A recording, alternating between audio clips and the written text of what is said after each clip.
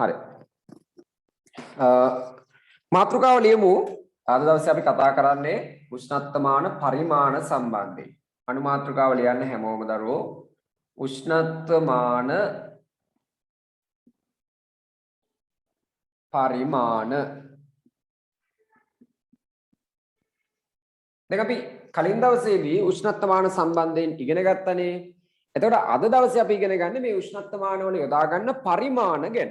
අපි අද දවසේ මේ පරිමාණ තුනක් ගැන ඉගෙන ගන්නවා. ප්‍රධාන වශයෙන් පරිමාණ තුනක් තියෙනවා. පළවෙනි එක තමයි සෙල්සියස් පරිමාණය. සෙල්සියස් පරිමාණය. ඊළඟට දෙවෙනි එක ෆැරන්හයිට් පරිමාණය. ඉන්න ෆැරන්හයිට් පරිමාණය. තුන්වෙනි එක තමයි කෙල්වින් පරිමාණය. මෙන්න මේ විදිහට පරිමාණ තුනක් ගැන අපි ඉගෙන ගන්නවා. එතකොට සෙල්සියස් පරිමාණය කියන එක අපි සංකේතවත් කරන්නේ මෙන්න මෙහෙම කැපිටල් C ඊට පස්සේ අංශක ලකුණ දානවා අපි. සෙල්සියස් අංශක. ෆැරන්හයිට් කියන පරිමාණය අපි සංකේතවත් කරන්නේ කැපිටල් F අකුරයි අංශකයි දානවා. හරිද? හැබැයි කෙල්වින් කියන එක කැපිටල් K තමයි දාන්නේ. කෙල්වින් කියනකොට කැපිටල් K නේ. අංශක දාන්නේ නැහැ. ඒකේ අංශක නැහැ. තේරුණාද? සෙල්සියස් දානකොට සෙල්සියස් මෙතන දාන්නේ අපි සෙල්සියස් අංශක, ෆැරන්හයිට් අංශක. හැබැයි කෙල්වින් අංශක නැහැ. K අකුර විතරයි. හරි. මෙහෙම ලියන්න උෂ්ණත්වමාන පරිමාණය යටතේ උෂ්ණත්වය මිනුම් කිරීම සඳහා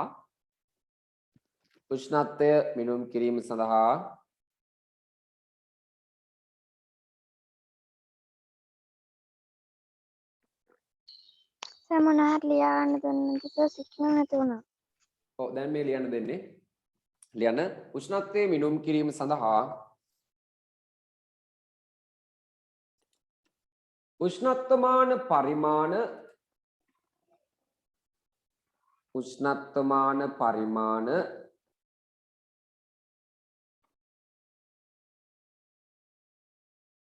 තුනක් යොදා ගනී. උෂ්ණත්වමාන පරිමාණ තුනක් යොදා ගනී.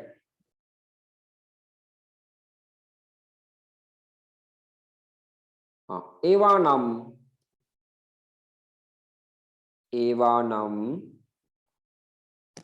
කියලා එකක් අඩ එකක් ලියමු මේ විදිහට. පළවෙනි එක තමයි සෙල්සියස් පරිමාණය. ඒ ඉදිරියෙන් ලියන්න සෙල්සියස් වල සංකේතය මේ විදිහට. දෙවෙනි එක ෆැරන්හයිට් පරිමාණය. ෆැරන්හයිට් අංශක. තුන්වෙනි එක කෙල්වින් පරිමාණය. ඒක අපි සංකේතවත් කරන්නේ K අකුරෙන් පමණයි. Capital K. මේ අකුරු තුනම කැපිටල් වලින් තමයි ලියන්න ඕන. සම්මත ඒකකයකට එහෙම නැත්නම් අපි කියනවා අන්තර්ජාතික ඒකකය. හරිද? සම්මත ඒකකය. එහෙම නැත්නම් අපි කියන්නේ මොකද්ද?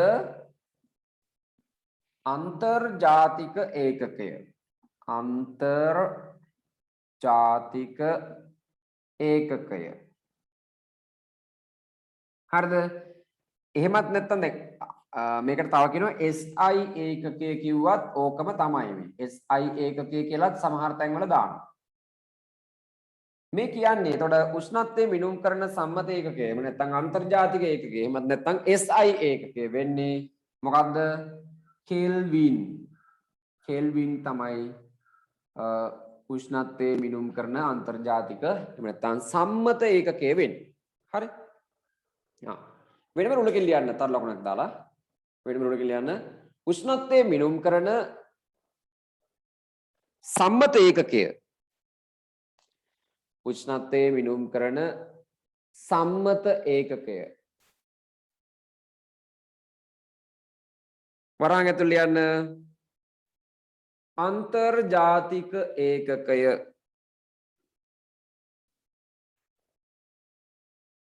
ඇලයිරක් SI ඒකකය බෝඩ් එකේ දාලා තිනවා. අන්තර්ජාතික ඒකකය එලයිරක් SI ඒකකය පරමවහන්න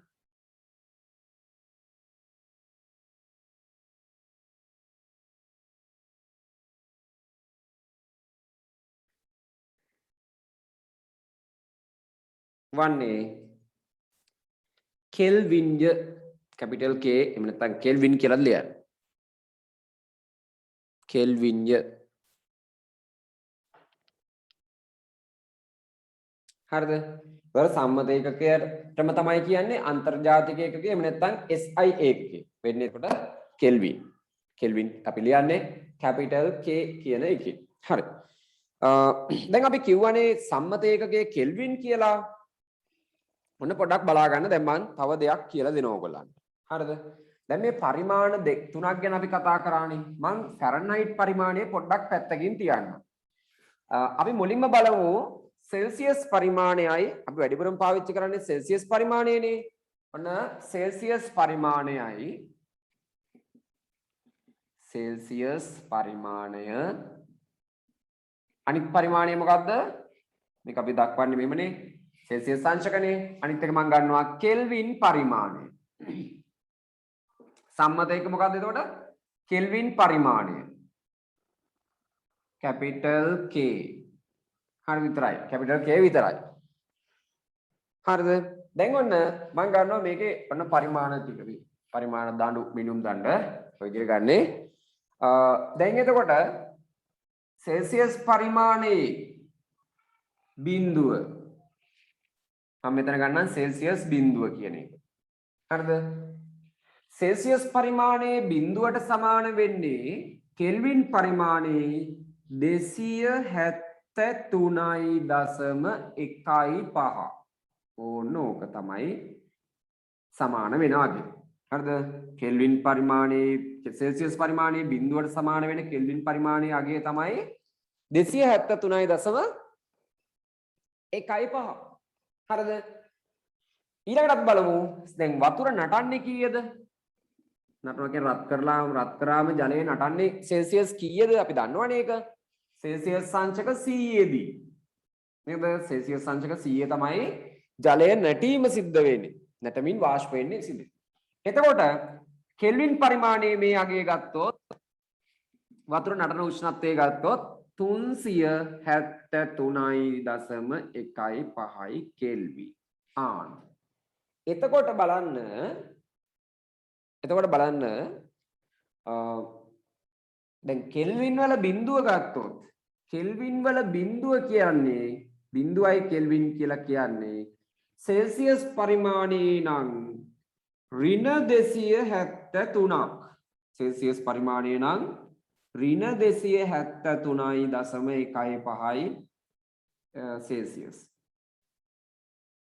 නෑ පාකොනේ ඍණ 273ක් ගමුකෝ සෙල්සියස් හරිද එතකොට බලන්න මේ සෑම අවස්ථාවකදීම මේ අතර පරතරය බිඳුවත් 100ත් අතර පරතරය කීයද කොටස් 100යි 273ත් 373ත් අතර පරතරය කීයද කොටස් එතනත් 100යි හරිද ඒ කියන්නේ සෙල්සියස් පරිමාණයේ පරතරයයි කෙල්වින් පරිමාණයේ පරතරයයි නිතරම මොකද වෙන්නේ සමාන වීම සිද්ධ වෙනවා හරිද සෙල්සියස් පරිමාණයේ පරතරයයි කෙල්වින් පරිමාණයේ පරතරයයි සමානයි හැබැයි සෙල්සියස් අංශක ගාන කෙල්වින් අංශක ගානට සමාන වෙන්නේ නැහැ ඒක 100ක වෙනසක් තියෙනවානේ සෝරි 273.15ක වෙනසක් තියෙනවා 100ක නෙමෙයි 273.15ක වෙනසක් තියෙනවා හැබැයි අපි ගණන් කරනකොට මේක ගණනයේ පහසුව සඳහා මේ 1.5 නොසලකා හැරලා 273 විතරයි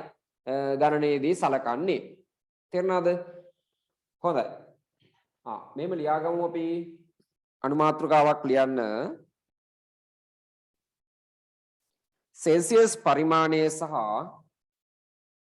සෙල්සියස් පරිමාණය සහ කෙල්වින් පරිමාණය අතර සෙල්සියස් පරිමාණය සහ කෙල්වින් පරිමාණය අතර සම්බන්ධතාවය සෙල්සියස් පරිමාණය සහ කෙල්වින් පරිමාණය අතර සම්බන්ධතාවය කියලා මේ ටික ලියාගමු බෝඩ් එකේ තියෙන ටික ලියන්න. හරි. ඔන්න දරුවෝ එතකොට ඊළඟට අපිට මේ අතර සම්බන්ධතාවය දැන් පැහැදිලි. අපි ඊළඟට බලන්න හදන්නේ කොහොමද සෙල්සියස් පරිමාණයේ තියෙන අගයක් කෙල්වින් පරිමාණයට හරවන්නේ කියලා. හරිද? සෙල්සියස් පරිමාණයේ තියෙන අගයක් කෙල්වින් පරිමාණයට හරවන්නේ කොහොමද කියලා. අපි එතකොට ලියා ගන්න ඕන සෙල්සියස් පරිමාණයේ ඇති අගයක්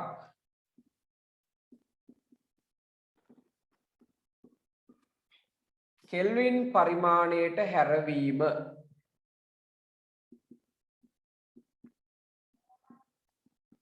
කෙල්වින් පරිමාණයට හැරවීම. හරිද? අපි උදාහරණයක් විදිහට ගමු පළවෙනි එක අංක 1 සෙල්සියස් අංශක බිඳුව. එකක් මේ වෙන්නේ සෙල්සියස් අංශක බිඳුව කෙල්වින් වලින් ප්‍රකාශ කිරීම. හරිද? කෙල්වින් වලින් ලියන්න එපා දැම්ම. ප්‍රකාශ කිරීම. මාතෘකාව විතරක් ලියන්න අනිත් ඒවා ලියන්න එපා. හරි. ඔන්න සෙල්සියස් අංශක බිඳුව කෙල්වින් වලින් ප්‍රකාශ කරන්න හදන්නේ. මෙතනදී අපි කරන්න ඕනේ දේ තමයි ඔන්න සෙල්සියස් අගය බිඳුවයිනේ. ඒකට අපි එකතු කරනවා 273ක අගයක්. හරිද? සෙල්සියස් අගයට එකතු කරනවා අපි 273ක අගයක්. 1.15 දාන්න ඕන තමයි. නමුත් අපි ගණනයේ පහසුව සඳහා 0.15 දාගන්නේ නැහැ. හරි. එතකොට ඔන්න මේ දෙක එකතු කරාම උත්තරේ කීයද? 273ම තමයිනේ. කෙල්වින් 273යි. කොහොම අපිට ගන්න පුළුවන්? බිඳුවට ඒ ගාන එකතු කරාම බිඳුවම ඒ ගානමනේ එන්නේ. එහෙම. හරි. මාතෘකාව ලිව්වද හැමෝම? සෙල්සියස් පරිමාණයේ ඇති අගයක් කෙල්වින් පරිමාණයට හැරවීම කියලා මාතෘකාව ලියලා ඒ අර්ථය ලියන්න. ඒ අර්ථය ලියන්න. මෙහිදී සෙල්සියස් පරිමාණයේ ඇති අගයට සෙල්සියස් පරිමාණයේ ඇති අගයට 273ක අගයක් 273ක අගයක් එකතු කරනු ලබයි. එකතු කරනු ලබයි. මෙහිදී සෙල්සියස් පරිමාණයේ ඇති අගයට 273ක අගයක් එකතු කරනු ලබයි. හරි. පළවෙනි උදාහරණය ලියමු. example 1.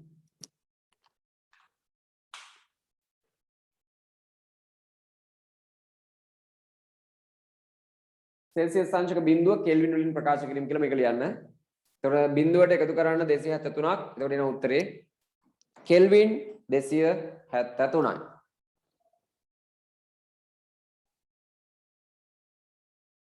හරි. ඉවරද මේක ලියලා?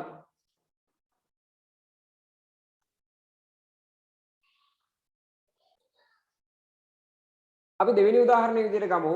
සෙල්සියස් අංශක 100 කෙල්වින් වලින් ප්‍රකාශ කිරීම.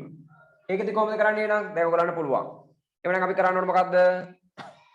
සෙල්සියස් අංශක 100ට තමයි 273ක් එකතු කරන්න ඕන. එතකොට කීයද එන්නේ උත්තරේ? මෙතන 3යි 7යි 3යි. කෙල්වින් 373යි. එහෙනම් සෙල්සියස් අංශක 100 කියලා කියන්නේ කෙල්වින් 373. ඒකත් ලියාගමු.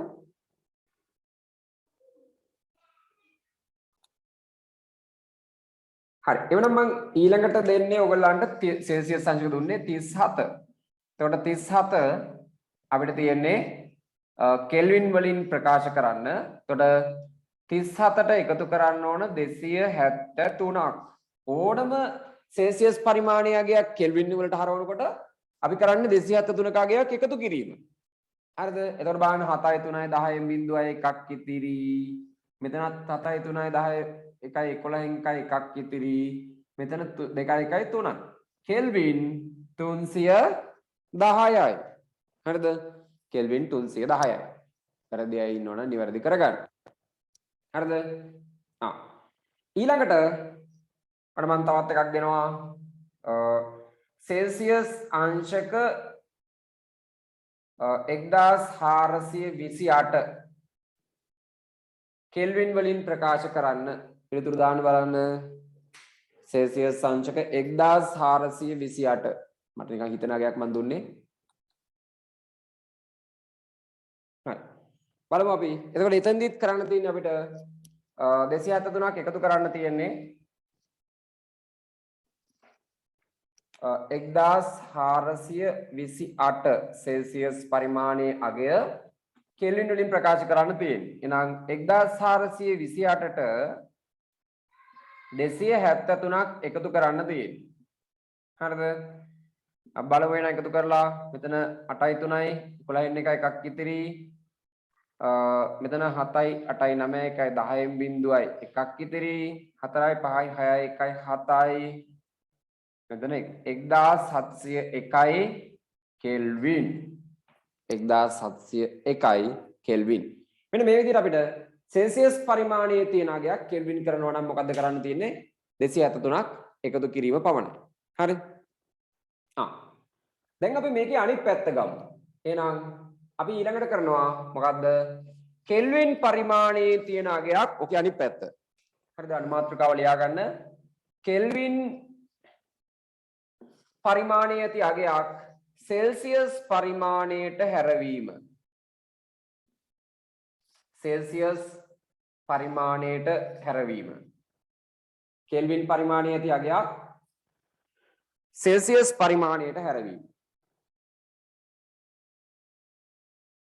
හරිද? සෙල්සියස් පරිමාණයට හැරවීම. දැන් මෙතනදී එහෙනම් කරන්න ඕන අර අපි කරපු දේ විරුද්ධ දේ. මොකක්ද අපි ඉස්සලා කරේ? එකතු කරපේකනේ. එහෙනම් දැන් මෙතන අඩු කරන්න තියෙන්නේ. එහෙනම් මොකද්ද කරන්න ඕන? කෙල්වින් පරිමාණයේ තියෙන අගයෙන් 273ක් අඩු කරන්න තියෙන්නේ. හරි. ලියන්න මෙම. මේ සඳහා කෙල්වින් පරිමාණයේ ඇති අගයෙන් මේ සඳහා කෙල්වින් පරිමාණයේ ඇති අගයෙන්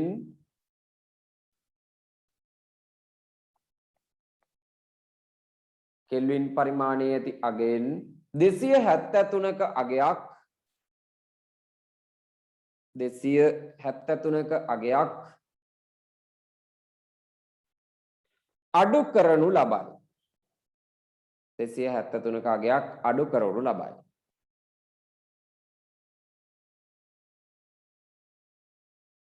හරිද? 273ක අගයක් අඩු කරනු ලබයි. හරි. දැන් අපි උදාහරණයක් ගමු එනං. ඔන්න උදාහරණය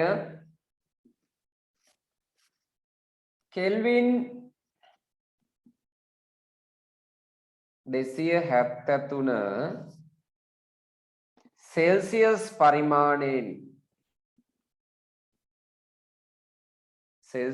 පරිමාණයෙන් දැක්වීම.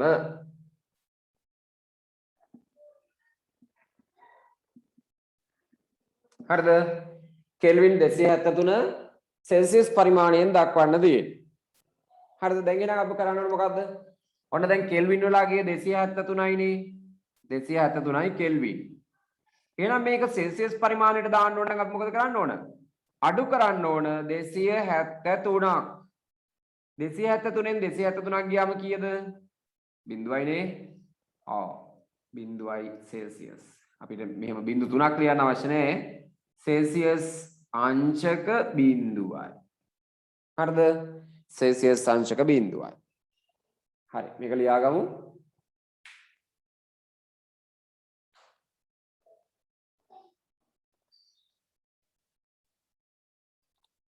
හරි. මේක ලියාගෙන ඉවරනේ මොම. ඊළඟට අපිට එහෙනම් දෙවෙනි අවස්ථාව දෙවෙනි උදාහරණය විදිහට ගන්න පුළුවන්. කෙල්වින් 310. කෙල්වින් 310 සෙල්සියස් පරිමාණයෙන් දක්වන්න තියෙන්නේ. ඔව් පිළිතුර කීයද එන්නේ? 310. අපි බලමු මුලින්ම 310 පිළිතුර දාන කෙනා කවුද කියලා. එවනම් කරන්න තියෙන අපිට 310න් අඩු කරන්න ඕන 273ක්. ඔව් නිවැරදි පිළිතුර දාලා තියෙනවා නිපුන් දිලාස්නේ උමේෂ් ඔව් බලමු අපි. එතකොට මෙතන අඩු කරාම කීයද? 10න් 3ක් 7යි. මෙතන බිඳුවෙන් දැන් 10 එක ගත්තාම 10න් 7ක් 3යි. මෙතන දෙකෙන් දෙකක් බිඳුවයි. එහෙනම් සෙල්සියස් අංශක 37යි. සෙල්සියස් අංශක 37යි. ඔව්. නිවැරදි පිළිතුරු ගොඩක් තියෙනවා. හොඳයි. සෙල්සියස් අංශක 37යි.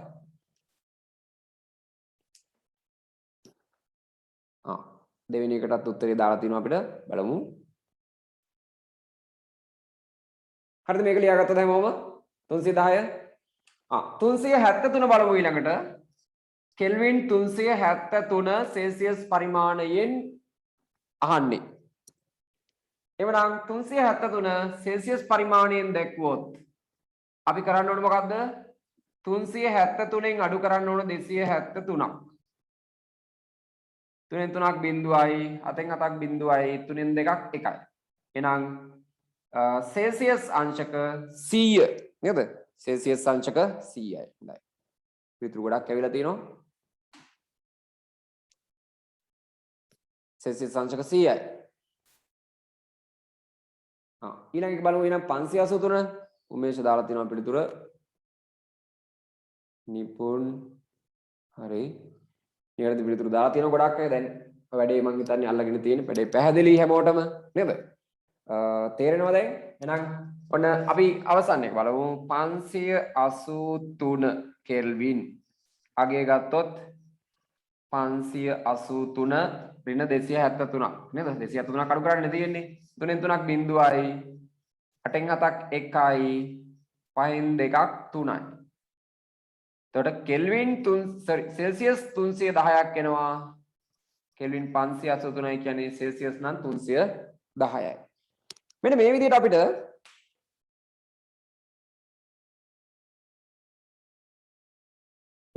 අඩු කිරීම කරන්න පුළුවන්. හරිද මම? හරි. අවශ්‍යයි මේ ටික ලියාගමු ඉක්මනින්.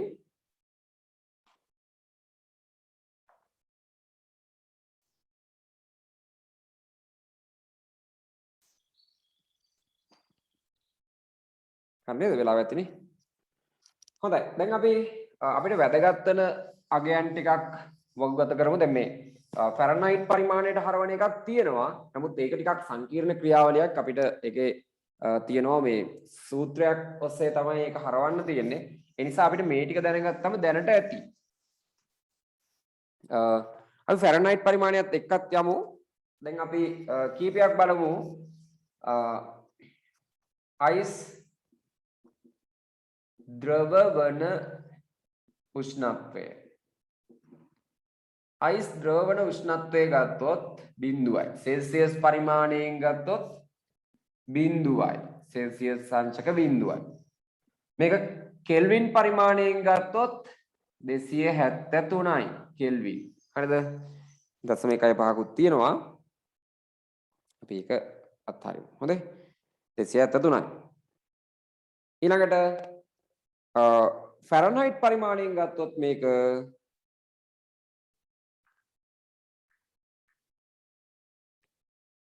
ෆැරන්හයිට් පරිමාණයෙන් ගත්තොත් 32යි. ෆැරන්හයිට් අංශක 32යි. හරිද?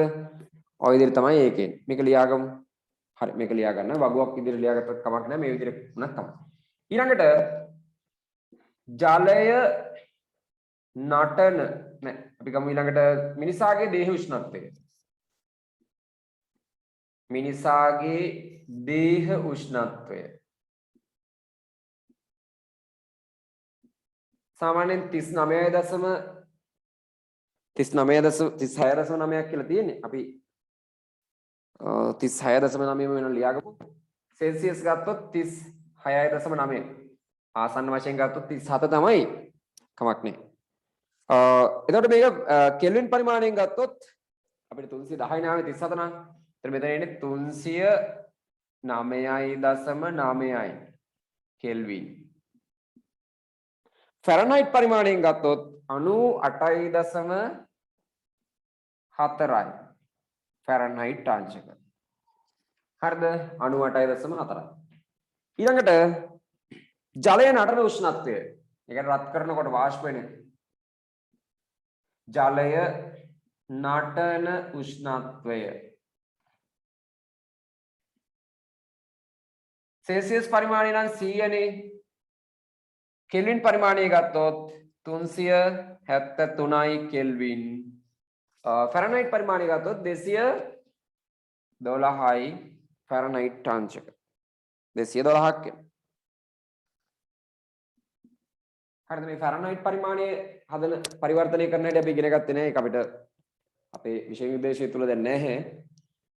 මේ දෙක කන්වර්ට් කරන හැටි අපි දැනගෙන ඉන්න ඕන. හරිද? මේක ලියලා ඉවරද හැමෝම?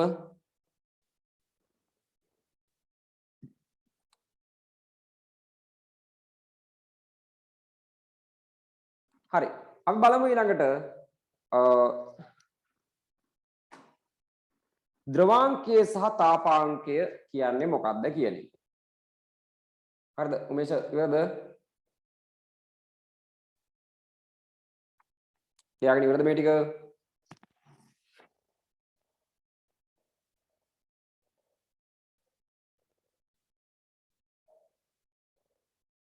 එන්න වෙලාව ඇතිනේ. හරි.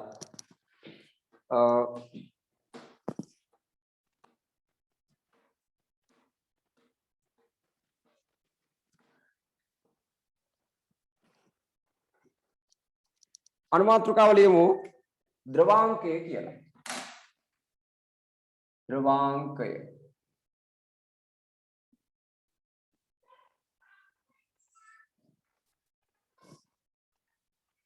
හරි.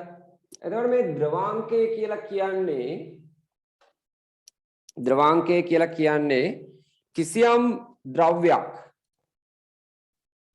ඝන අවස්ථාවේ ඉඳලා ඝන අවස්ථාවේ තියෙන එකක් අපි රත් කරනකොට ඉටි කැලක් කියලා හිතන්නකෝ. දැන් ඉටි කැලක් රත් තියෙන්නේ මොන අවස්ථාවේද? සාමාන්‍යයෙන් ඝන අවස්ථාවේ නේ. ඉටි කියලා කියන්නේ ඝන අවස්ථාවේ තියෙන එකක්. එහෙම නැත්නම් අයිස් කැටයක් කියලා හිතන්න. අයිස් කැටය කියන්නේ ඝන. එතකොට ඒක රත් කරනකොට මොකද වෙන්නේ? ද්‍රව බවට පත් වෙනවා. ඉටි නම් ඉටි ද්‍රවය වෙනවා නේද? අයිස් නම් ජලය බවට පත් වෙනවා. ද්‍රව ජලය බවට පත් වෙනවා. එතකොට ඝනයක් ද්‍රව බවට හරිද?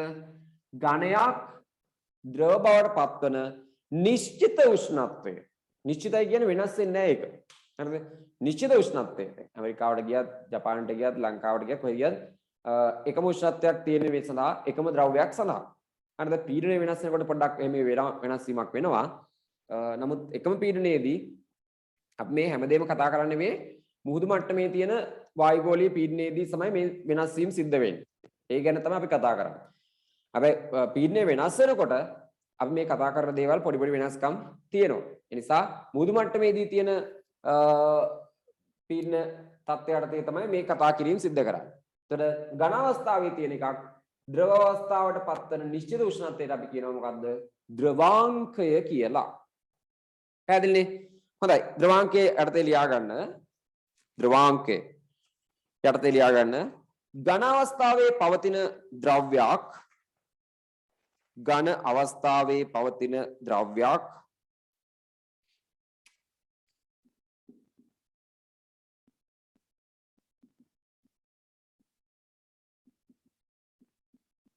තාපය උරා ගනිමින්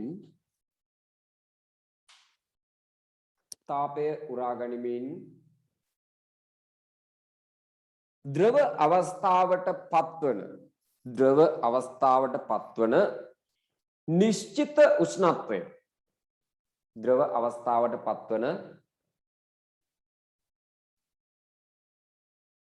නිශ්චිත උෂ්ණත්වය ද්‍රව අවස්ථාවට පත්වන නිශ්චිත උෂ්ණත්වය ඝන අවස්ථාවේ පවතින ද්‍රව්‍යයක් ද්‍රව අවස්ථාවට පත්වන නිශ්චිත උෂ්ණත්වය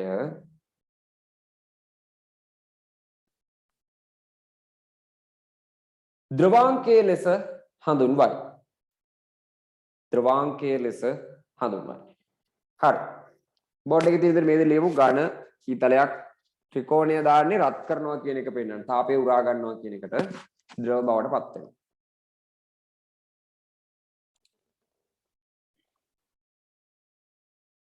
දැන් අපි පොඩි පරීක්ෂණයක් කරන්න හදන්නේ. මේක ඔයගලන්ට ගෙදරදී කරන්න පුළුවන් පරීක්ෂණයක්. ඒ නිසා මම ගෙදරදීත් කරන්න පුළුවන්. අයිස් කැට තියෙනවා නම් මේ වැඩේ කරන්න හැකියාව තියෙනවා. හැබැයි උෂ්ණත්වමානයක් තමයි අවශ්‍ය වෙන්නේ.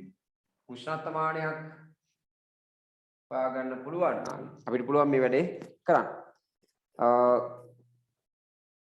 දැන් මෙහෙමයි කරන්න තියෙන්නේ. අපි මේ වගේ පුනීලයක් අරගෙන වීදුරු පුනීලයක් හෝ නැත්නම් ප්ලාස්ටික් වගේ පුරක් කමක් නැහැ. වීදුරු පුනීලයක් ගන්නවා නම් වඩාත් හොඳයි. මොකද අපිට පේන්න තියෙනවානේ එතකොට. මේක ඇතුලේ තියෙන්නේ අයිස් කැටද ද්‍රවද මොනවාද කියන එක පේන්න තියෙනවා. මෙහෙම අයිස් කැට ටිකක් අපි මේකට දාමු. අයිස් කැට ටිකක් දාලා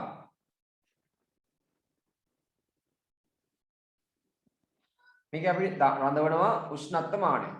ආධාරකයක් යොදා ගනිමින් මේකත් රඳවලා තියෙන දර ආධාරකයක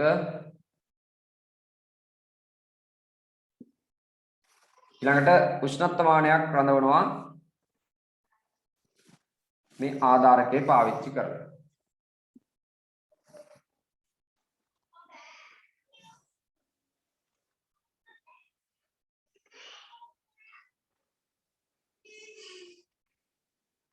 හරිද? මේ තියෙන උෂ්ණත්වමානයක් දැන් අයිස් කැට මොකද වෙන්නේ? ටික වෙලාවක් යනකොට දිය වෙන්න පටන් ගන්නවා. එතකොට අයිස් කැට දිය වෙනකොට මේ පැත්තෙන් අපි බීකරයක් තියලා තිබ්බොත් දැන් මෙතනට ජලය වැටෙනවනේ. අන්න ඒ දිය වෙන මොහොතේ උණ කටුව කියලා කියන්නේ ඒකට අපි ඒකට කියන්නේ වෛද්‍ය උෂ්ණත්වමානය. ඒතර වෛද්‍ය උෂ්ණත්වමානයෙන් කරන්න බැරි වෙන්නේ මොකද බිඳුව නැහැනේ ඒකේ. වෛද්‍ය උෂ්ණත්වමානය තියෙන්නේ සාමාන්‍යයෙන් 47 30 47 වගේනේ. ඒ නිසා ඒකෙන් බැරි වෙයි. හරි අහන්න. ප්‍රශ්න තියෙනවා නම් අහන්න. මැසේජ් එකක් විතර අහන්න පුළුවන් නේ? ප්‍රශ්නේ? සුදේශී අහන්න.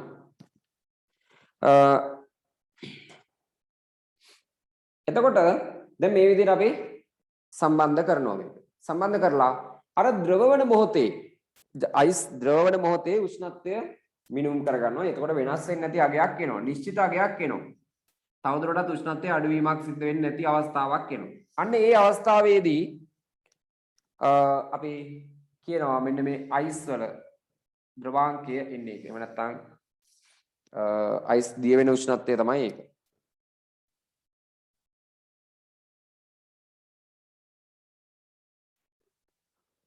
ගිය සතියේ මොකක්ද දුන්න වැඩි? ඔව් මට දාලා තිබුණා නේද? ගිය සතියේ අපේ දරුවෝ ගොඩක් අර උපකරණය හදලා ඒකේ පරීක්ෂණය කරලා තිබුණා නේද? සාර්ථක ප්‍රතිඵලත් අරන් තිබුණා. ගොඩක් මට ෆොටෝස් දාලා තිබුණා. ඒ සම්බන්ධයෙන් මගේ ප්‍රසාදය පළ කරනවා. ඒ වගේම තමයි ඉදිරියටත් ඒ වගේ පරීක්ෂණ කරන්න හැකියාව ශක්තිය ධෛර්යය ලැබේවා කියලා ප්‍රාර්ථනා කරනවා. මොකද අපිට ඉදිරියට තව පරීක්ෂණ ගොඩක් තියෙනවා. දැන් මේ පරීක්ෂණය කරන්න අපිට මේ උෂ්ණත්වමානයේ ගැටලුවක් තමයි තියෙන්නේ. උෂ්ණත්වමානයේ ගැටලුව තමයි තියෙන්නේ නේද? උෂ්ණත්වමාන නම් ටිකක් ගණන් හැබැයි ඉතින්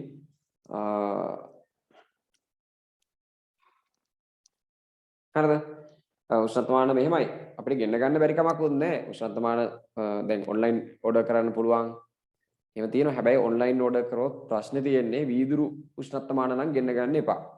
දැන් ඩිජිටල් ඒවම ගෙන්න ගන්නවා නම් කොහොම වෙයිද දන්නේ නැහැ මිල ගන්න. ඒකයි ප්‍රශ්නේ. හරි. එහෙම නැත්නම් මේ තියෙනවා විද්‍යාගාර උපකරණම දෙන කඩවල් තියෙනවා. ඔව් අපි දන්නවා සමහර දරුවෝ හදලා තියෙනවා ඒක ෆොටෝ එක දැම්මේ නැති වුණාට එහෙම තමයි වෙන්න ඕනේ. ෆොටෝ එක දැම්ම නම් හොඳයි වඩාත්. ඒත් මමත් දැනගන්න ඕනේ හැදුවා කියලා. කමක් නැහැ. ඔබ හැදුවානේ. ඒක තමයි විය යුත්තේ. හොඳයි. හරි. එතකොට මේ ද්‍රව ජලය මේ තියෙන්නේ වීදුරු පුනීලය. ඊළඟට මේක උෂ්ණත්ව මානය.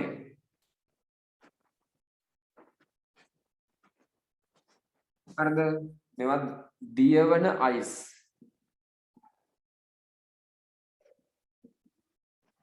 දියවන අයිස් කැට. හරිද? මේක ආධාරකය. අපි පරීක්ෂණ ලියමු නේද? මේවට ඉතින් පුඩීල මෙහෙමම ඕනේ නිකන් වතුර කෝප් එකට කියන්නේ කෝප් එකට ගත්තත් කමක් නැහැ. ඉතින් අපිට මේ උෂ්ණත්ව මානයක් තියෙන්න ඕනේ හැබැයි ඒකයි ප්‍රශ්නේ. හරි. පරීක්ෂණ ලියමු. යන්න අයිස් වල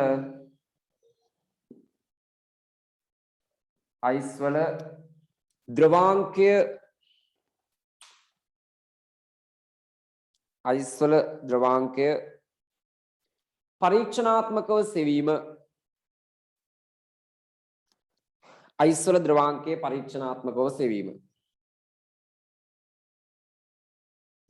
අයිස් වල ද්‍රවාංකය පරීක්ෂණාත්මකව සෙවීම.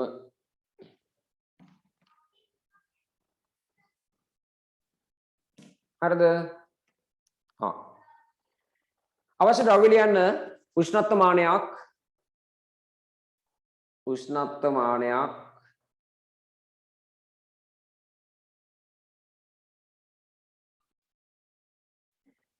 ඊළඟට දියවන අයිස් කැට කීපයක්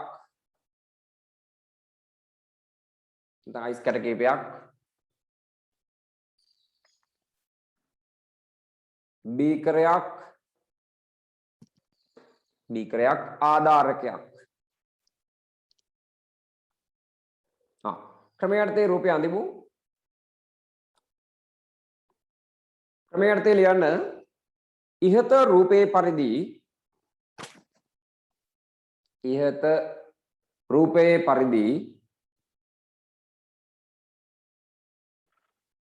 ඇටවුම සකස් කර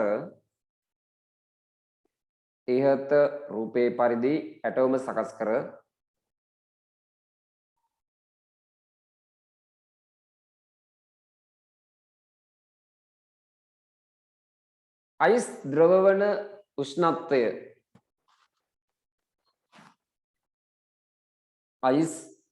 ද්‍රවවන උෂ්ණත්වය මිනුම් කරනු ලබයි.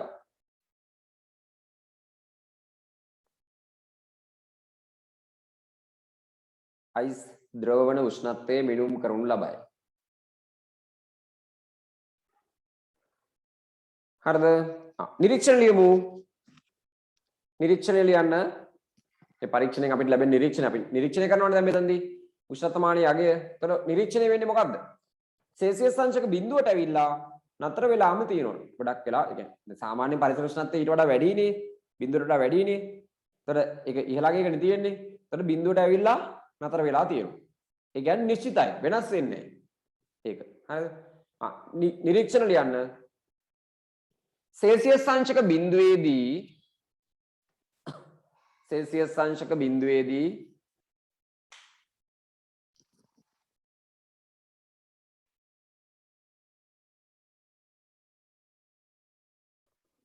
සෙල්සියස් අංශක බිඳුවේදී උෂ්ණත්වමාන පාඨාංකය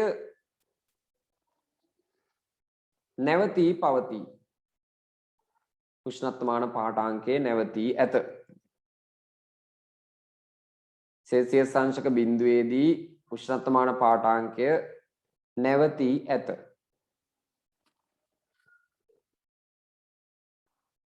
හරිද? ඒ කියන්නේ නිශ්චිතයි කියන එක. වෙනස් වෙන්නේ නැහැ කියන එක. බිඳුවේ නතර වෙලා තියෙනවා කියන්නේ නිශ්චිතයි. හරිද? එහෙනම් මේ මොකද්ද මේ නිශ්චිතගය? අයිස් ද්‍රවවන උෂ්ණත්වය. ඒ කියන්නේ අයිස් වල ද්‍රවාංකය. හරිද? අයිස් වල ද්‍රවාංකය වෙනස් වෙන්නේ නැහැ. හරි. නිගමනයේ ලියමු. නිගමනයේ ලියන්න. මේ පරීක්ෂණයේ නිගමනය ලියන්න. අයිස් වල ද්‍රවාංකය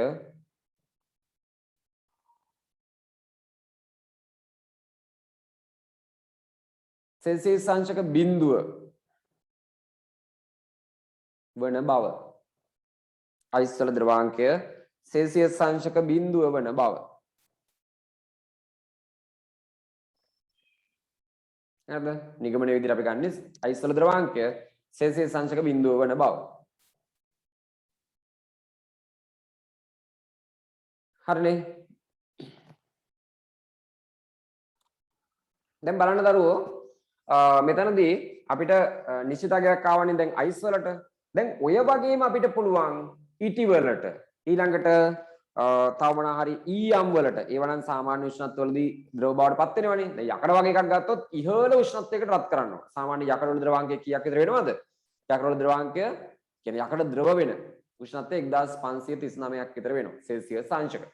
ඒතර 1539ක් කියන්නේ ඉහළ උෂ්ණත්වයකට රත් කරන්න වෙනවා. අපිට එකක් සාමාන්‍ය තත්ත්වයට දිදි කරගන්න අමාරුයි. කොහොම නමුත් මේවා වායුගෝලීය පීඩන එකක් යටතේ ඒ කියන්නේ මුහුදු මට්ටමේදී වායුගෝලීය පීඩනයේදී මේ වගේ අගයන් නිශ්චිත අගයන් වෙනවා.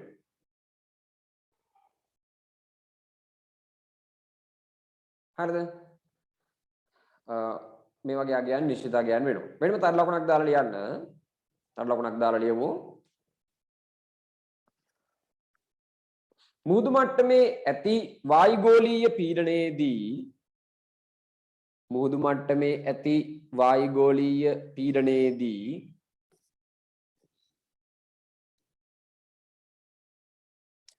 මුහුදු මට්ටමේ ඇති වායුගෝලීය පීඩනයේදී මුහුදු මට්ටමේ ඇති වායුගෝලීය පීඩනයේදී කිසියම් ද්‍රව්‍යයක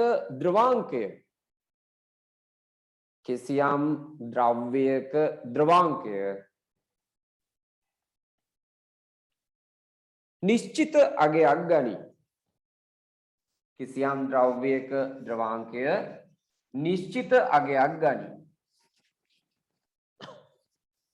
ඒක ඕනෑම රටකදී පොදු මට්ටම තමයි මුහුදු මට්ටම. ඇයි? ජල මට්ටම කියන එක හැමතැනම සමානයිනේ. එතකොට එතන තියෙන වායුගෝලීය පීඩනයත් සමානයි. හරිද? ඒ වගේ තැනකදී මේගොල්ලන්ගේ පොදු අගයක් තියෙනවා. එතකොට අද ජලය හොයාගත්තා. ජලයේ ද්‍රවාංකය කීයද? ජලය නෙවෙයි අයිස් නේද? අයිස් වල ද්‍රවාංකය සෙල්සියස් වලින් ගත්තොත් 0යි. ඉටි වල ද්‍රවාංකය ගත්තොත් සෙල්සියස් අංශක 60ක් වෙනවා.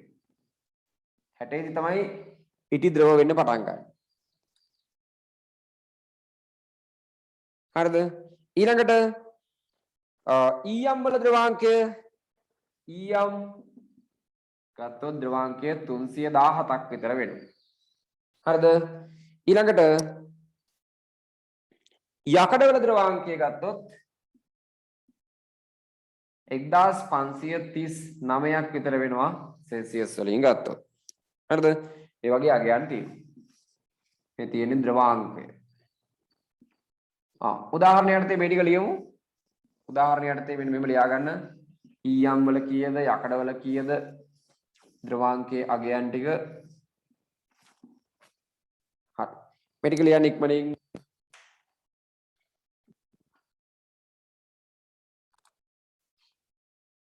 තාපාංකය ගැන බලන්න.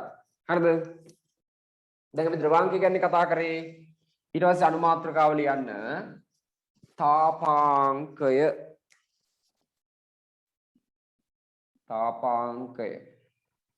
හරිද? ද්‍රවාංකයට කිව්වේ මෙල්ටිංగ్ පොයින්ට් නේ. තාපාංකයට කියන්නේ හීටිංగ్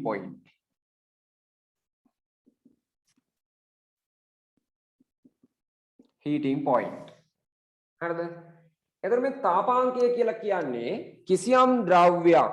හරිද? අපි ගත්තොත් දැන් කිසියම් ද්‍රව්‍යයක් නැටීමේදී නටන්නේ ඇයි?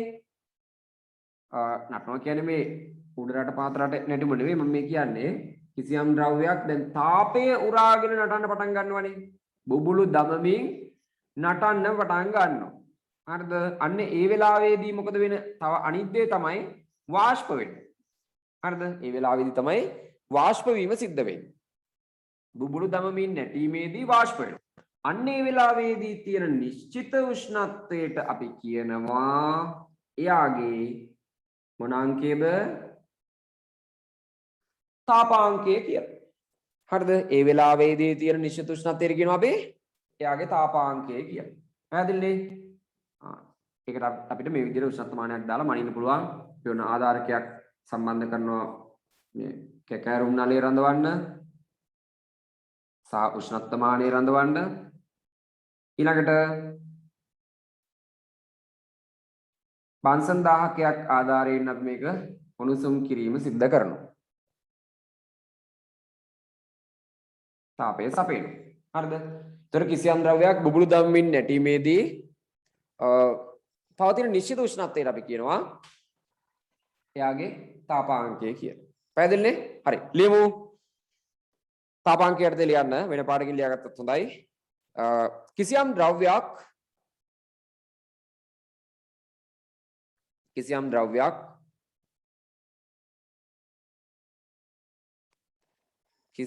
ද්‍රව්‍යයක් බුබුලු දමමින් නැටීමේදී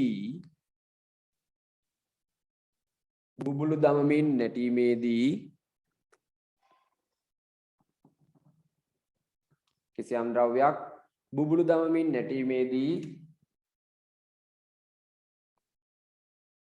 ද්‍රව අවස්ථාවේ සිට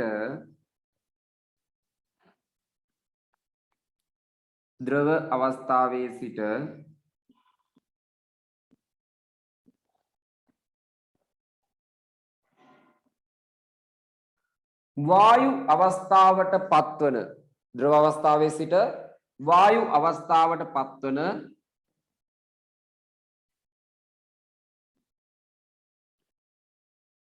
නිශ්චිත උෂ්ණත්වය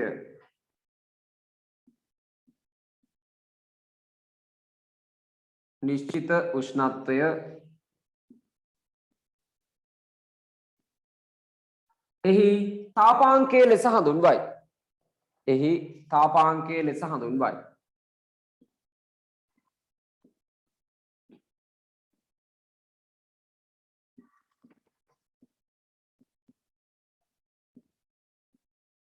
හරිද?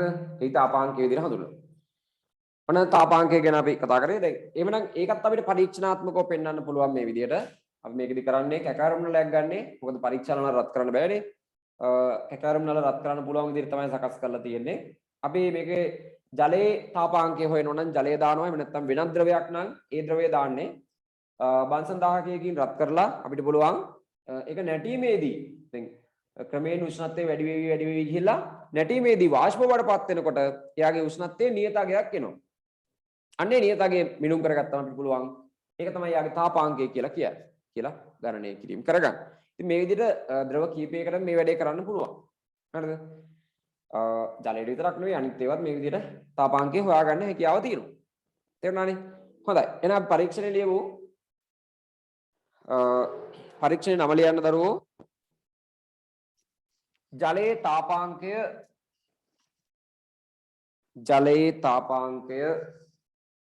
පරීක්ෂණේ නම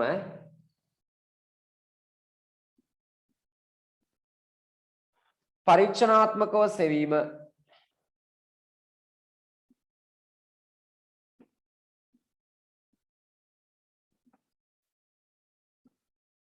ජලයේ තාපාංකය පරීක්ෂණාත්මකව සෙවීම. අවශ්‍ය ද්‍රව්‍ය මොනවාද? අවශ්‍ය ද්‍රව්‍ය කැකෑරුම් නලයක්. මෙතන තියෙන ටිකම තමයි ලියන්න තියෙන්නේ. බෝඩ් එකේ තියෙන ටික. කැකෑරුම් නලයක්, උෂ්ණත්වමානය, ජලය, බන්සන් 1000කය, ආධාරකය.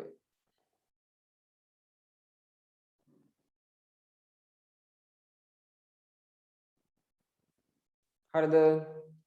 රූපය අඳින්න ඉක්මනින් ක්‍රමයේ අර්ථයේ රූපය අඳින්න.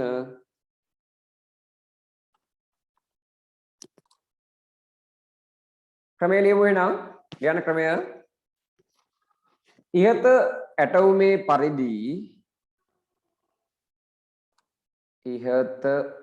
ඇටවුමේ පරිදි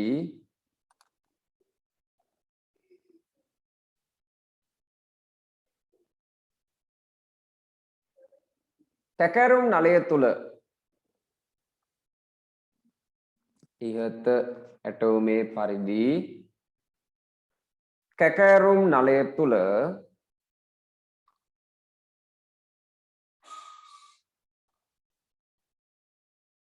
ජලය උණුසුම් කරන විට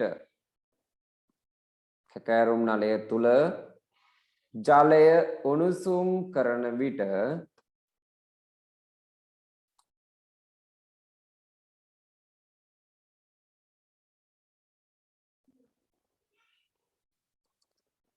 ජලය උණුසුම් කරන විට එය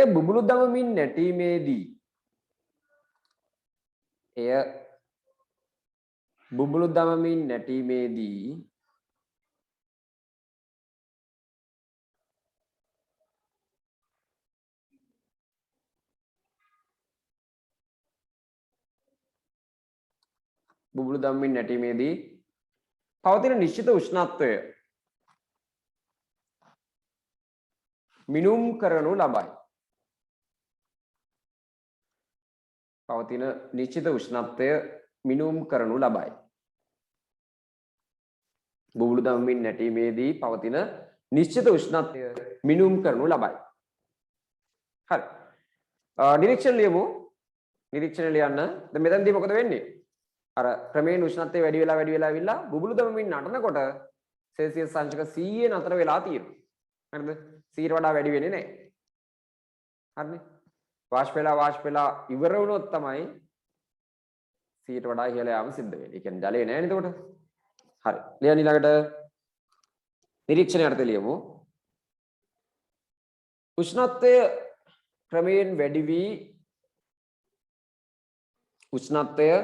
ක්‍රමයෙන් වැඩි වී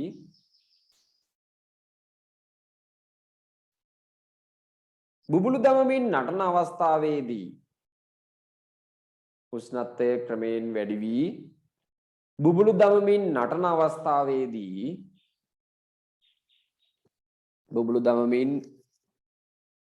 අවස්ථාවේදී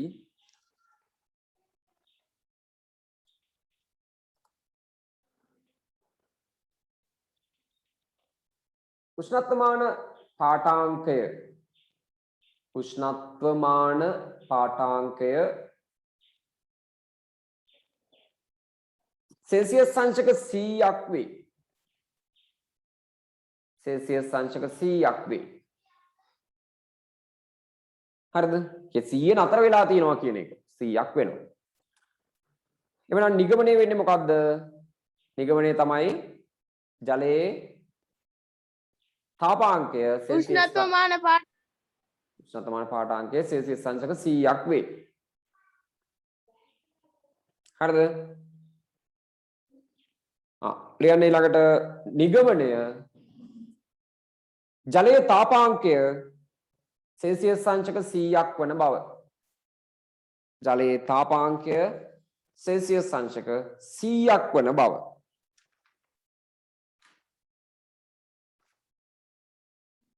හරි. එහෙනම් අපි දැන් දන්නවා ද්‍රවාංකය සහ තාපාංකය කියන ඒවා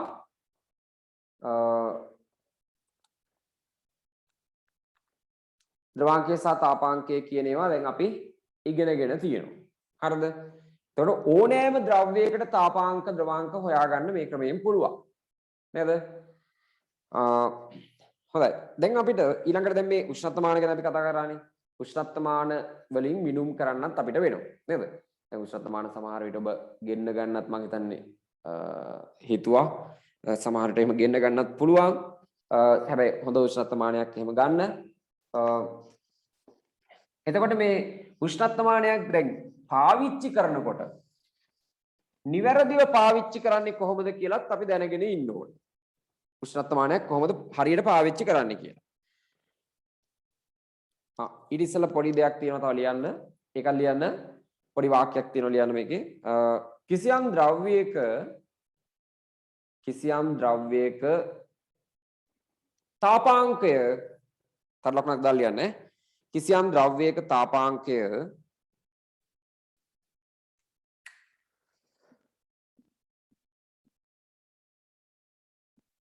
මුහුදු මට්ටමේ ඇති වායුගෝලීය පීඩනයේදී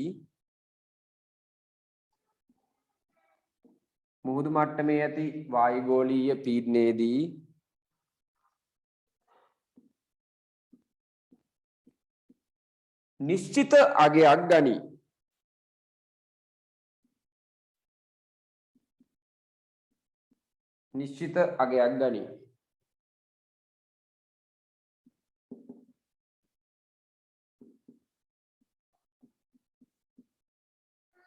මෙන්න උදාහරණ කීපයක් ලියා ගන්න. තාපාංක වල නිශ්චිත අගයන් ටික.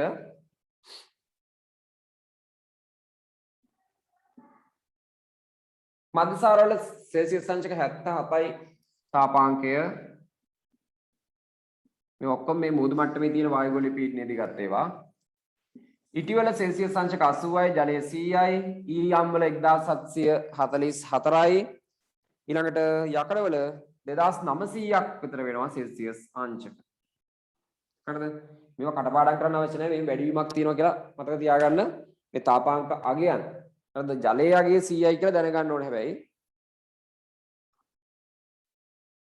බලමු උෂ්ණත්වමානයක් කොහොමද නිවැරදිව භාවිතා කරන්නේ කියලා. එතකොට උෂ්ණත්වමානයක අපි දන්නවනේ දැන් ද්‍රව වීදුරු උෂ්ණත්වමාන ගැන තමයි අපි දැන් සාකච්ඡා කරන්නේ.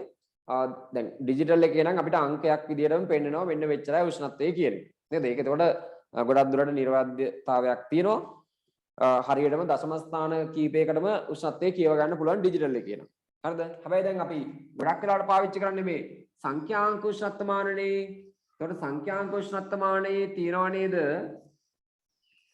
සංඛ්‍යාංක නෙවෙයි මේ ද්‍රව වීදුරු උෂ්ණත්වමානනේ. මේ ද්‍රව වීදුරු උෂ්ණත්වමානයේ තියෙනවා මෙන්න මේ වගේ කේශික නලයක්. මම මේ ඒ කොටස විතරයි යන්නේ. කේශික නලයක් තියෙනවා.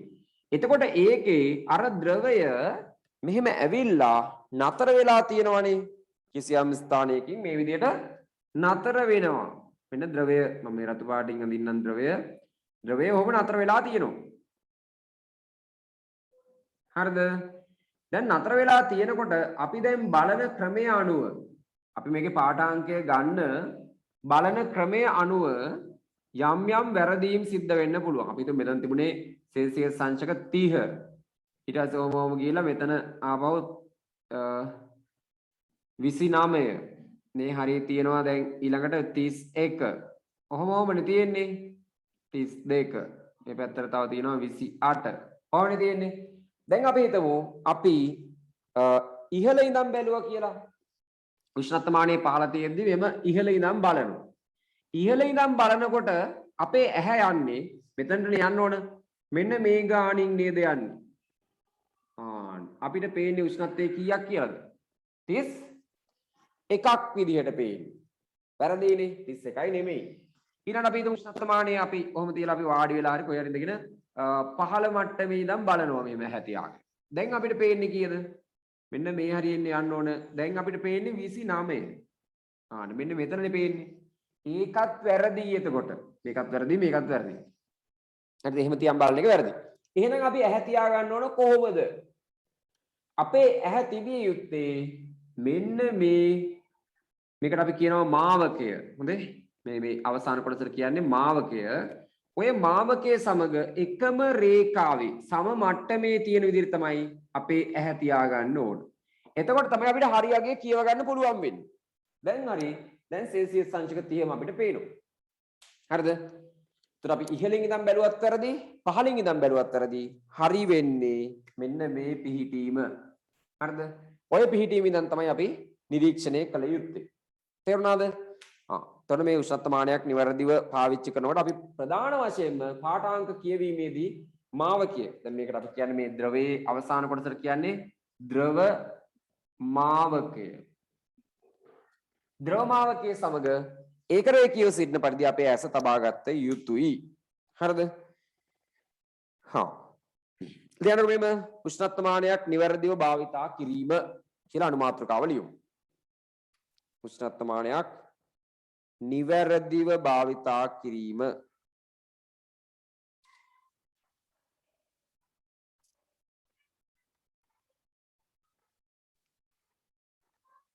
ඒ අර්ථය ලියන්න පළවෙනි කරුණ අංක 1 පළවෙනි කරුණ ලියමු.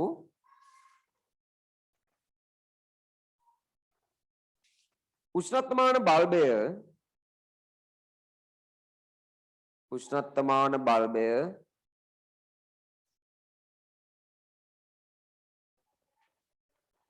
මිනුම් කළ යුතු ස්ථානයේ සමග උෂ්ණත්වමාන බල්බය මිනුම් කළ යුතු ස්ථානයේ සමග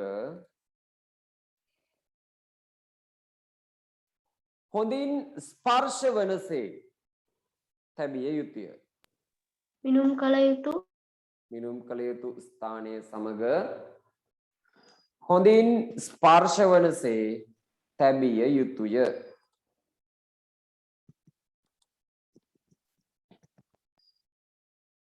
හරිද? උෂ්ණත්වමාන බල්බය මිනුම් කළ යුතු ස්ථානයේ සමග හොඳින් ස්පර්ශ වනසේ තැබිය යුතුය. දෙවෙනි එක ලියන්න. දෙවෙනි කරුණ තමයි අපි වැදගත් කරුණක් විදිහට ගමු. දෙවෙනි එක පාඨාංක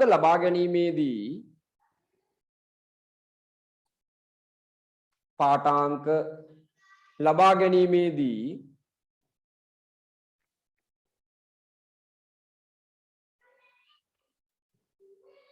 ද්‍රව මාවකය සමග මෙතනේ ද්‍රව මාවකය සමග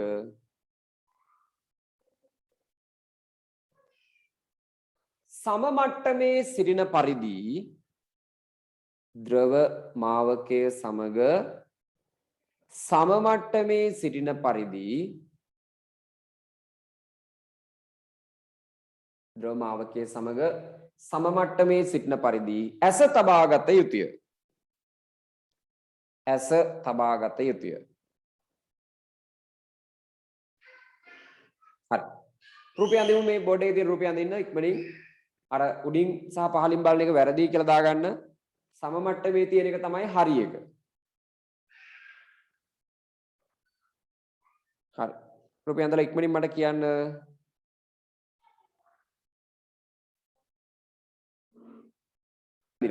හරි. ඊළඟ එක ලියන්න. උෂ්ණත්වමානය අල්ලා ගැනීමේදී තුන්වෙනි කරුණ උෂ්ණත්වමානය අල්ලා ගැනීමේදී හැන්ඩලයෙන් පමණක් ස්පර්ශ කළ යුතුය. උෂ්ණත්වමානය අල්ලා ගැනීමේදී හැන්ඩලයෙන් පමණක් ස්පර්ශ කළ යුතුය.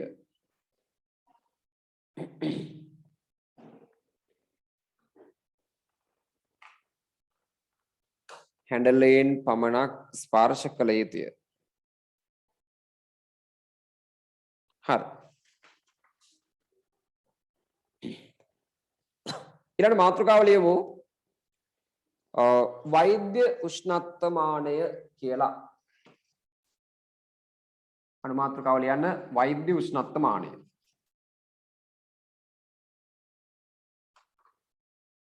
ඒ කියන්නේ ක්ලිනිකල් තර්මෝමීටර් එක. ඒ කියන්නේ අපි උණ බලන්න ගන්නේ වෛද්‍ය උෂ්ණත්වමානය.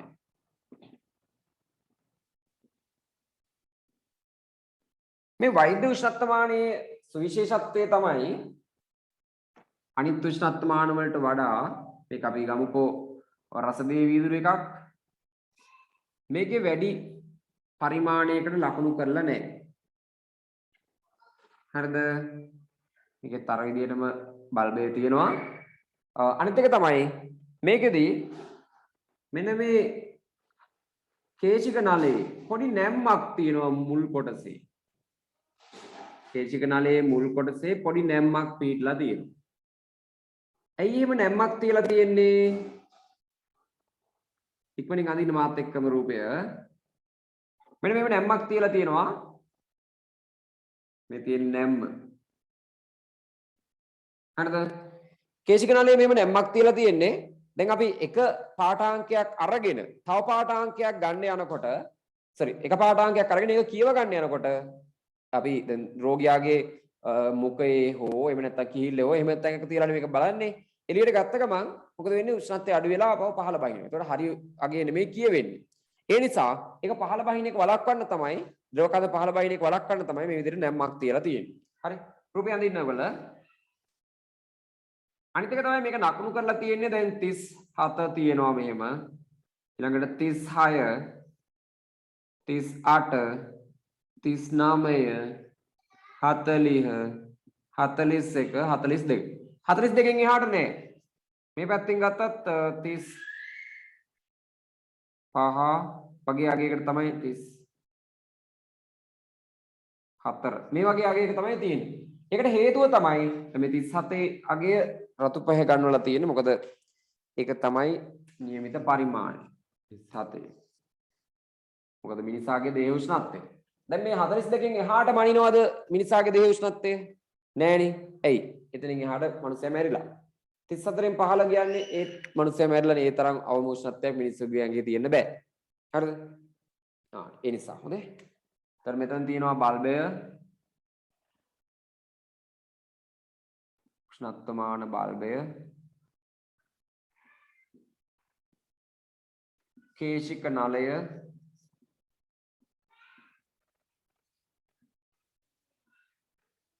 හරි. මෙන්න මේ කොටස් ටික තමයි තියෙන්නේ.